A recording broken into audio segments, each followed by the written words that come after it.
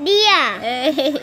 สวัสดีค่ะทุกคนวันนี้เรามาทายคำศัพท์ animal กันนะคะย่าง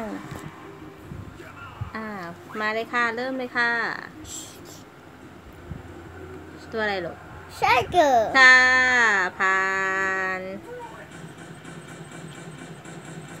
หยิบได้เลยค่ะหยิบได้เลยตัวนี่ค่ะหมีแบ่หมีค่ะมาได้เลยค่ะต่อไปหมาป่าฟอกเย้หมาป่าฟอกหมาป่าฟอกค่ะผ่านค่ะแล้วก็ elephant elephant แปลว่าอะไรคะช้างค่ะเก่งมากผ่านเลย monkey มังกี้คืออะไรลูกลิงค่ะลิงอุ่นค่ะ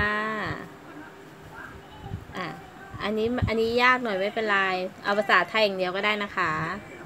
แรดใช่ถูกต้องค่ะ